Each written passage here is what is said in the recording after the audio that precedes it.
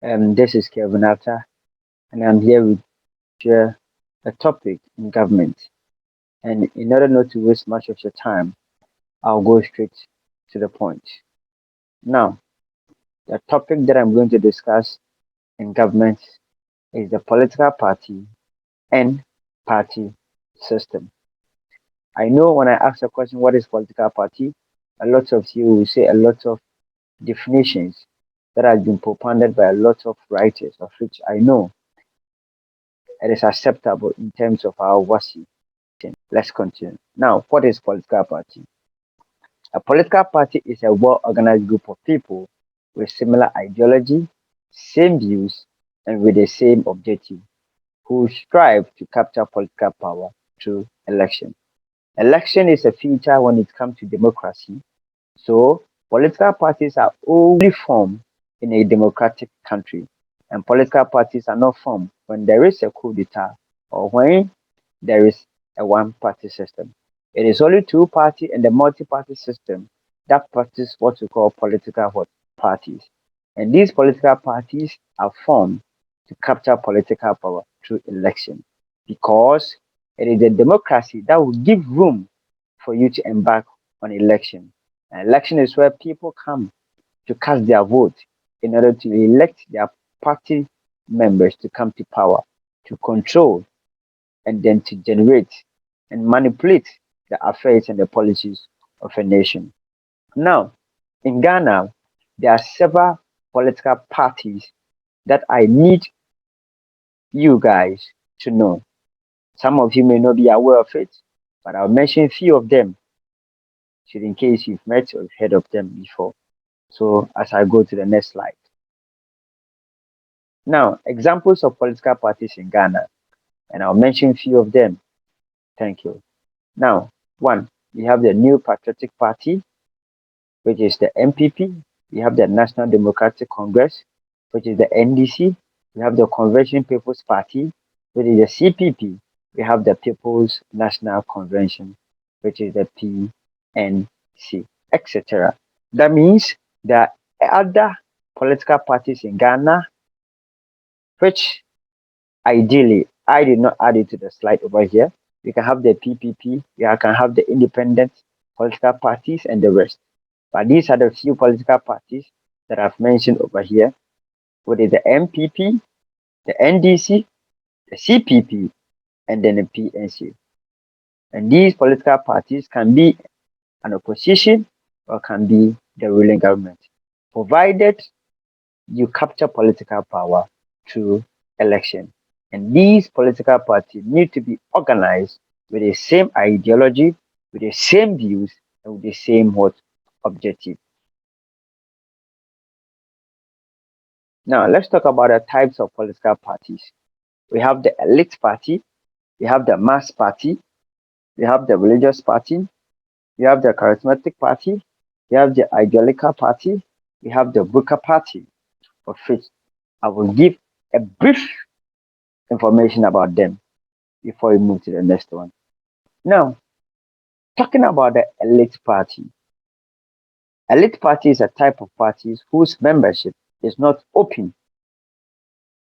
Ideally, elite party is commonly a type of political party that is meant for some specific group of people or specific classes or category of people.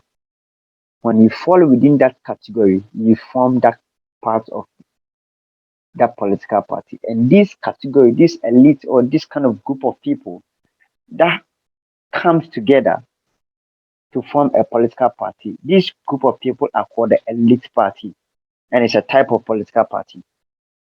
Now, examples of this elite party is what you have in the olden days, which was called the UGCC, which were composed of the lawyers and the highly business tycoon people. So it's not open to other people. It's not open to all the mass to come and join. The next political party that we have here is the mass party. Mass party is a direct opposite to the elite party. If elite party is not a party to the mass, it's not a party that everybody can join.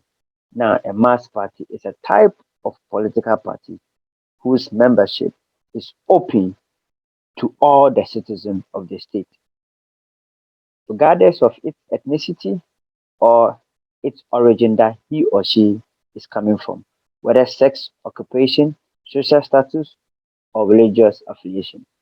So mass party is open to everybody, not specifically a group of people. So mass party is its members is not a this particular party. And if a member joins this mass party, there are certain formal applications that you need to fill, as well as you need to be paying certain dues. And you should involve yourself in the organizing of rallies or meetings and any other seminars that this mass party would embark on. The third point is what we call the charismatic party. Now, these charismatic parties are formed by individuals with unique qualities as well as talent.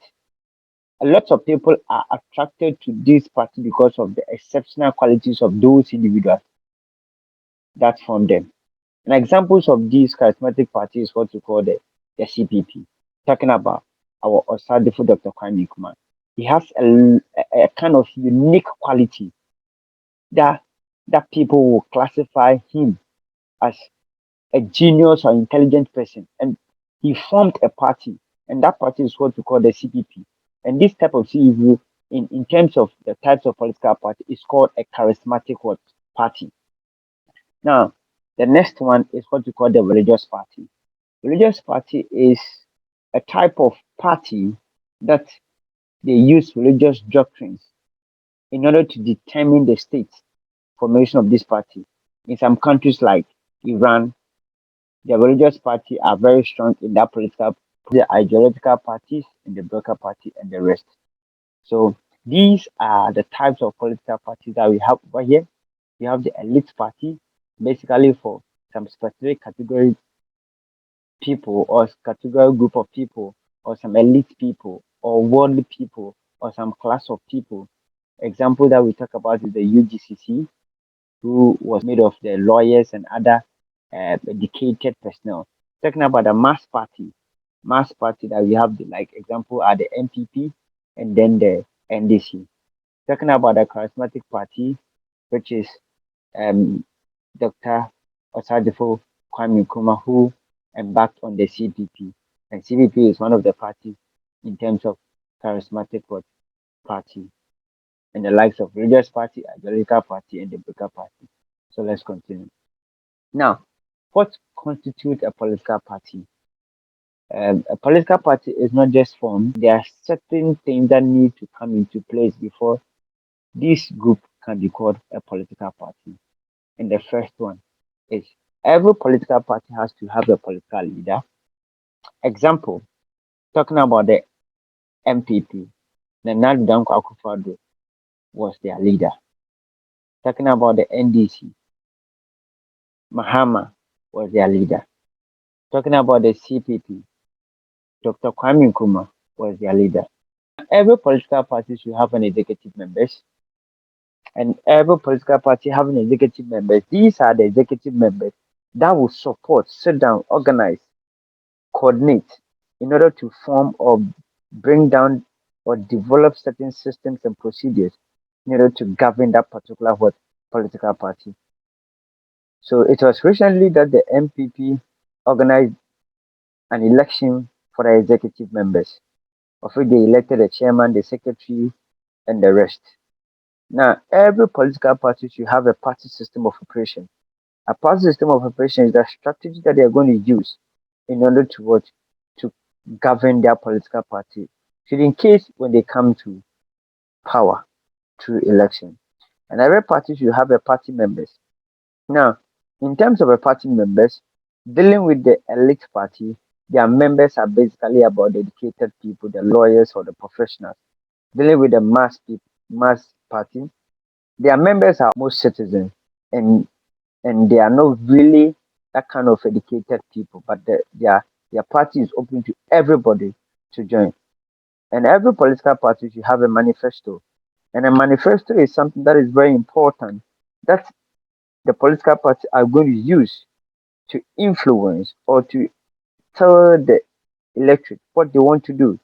So a manifesto is simply means a document that outlines the electoral promises or programs of that political party, which it intends to fulfill when elected into office. Like I said earlier, it contains whatever they want to do when you elect them to come to power. So every political party should have a manifesto. Every political party should also have a fund. A fund is a very vital thing every political party should have, because these are some of the things you're going to use your money to embark on: the rallies, the seminars, and then the programs that they're going to organize. You need money to organize these things, etc. Before a group of people can be called a political party, these are some of the few things that need to come in place before they can call it a political party. And I said earlier, one, you should have a political leader. Two, you should have an executive members. Three, you should have a party system of operation. Four, you should also have a party members. Five, there should be a manifesto. Six, there should be funds, and name it. Now, let's talk about the rules, functions, importance of political party. We are talking about why is political parties formed. It's political party formed. One, political parties are formed to select or recruit prospective political leaders. Of course, yes, it is important for a political party to be formed. Important point, because political party help to recruit citizens for the state offices. Apart from the independent parliamentary or the presidential candidates, majority of members of parliament and presidential candidates stand for election on the ticket of political party before they are elected by the people to represent them in the legislative and the executive role. Again, some of the regional ministers, some of the district chief executive are mostly recruited from those political parties that are formed, especially when you are dealing with the ruling party. So these political parties are not just formed to cause conflict, but they are supposed to select prospective people who can fit in certain positions that can help the country run smoothly and move forward as we want it to go.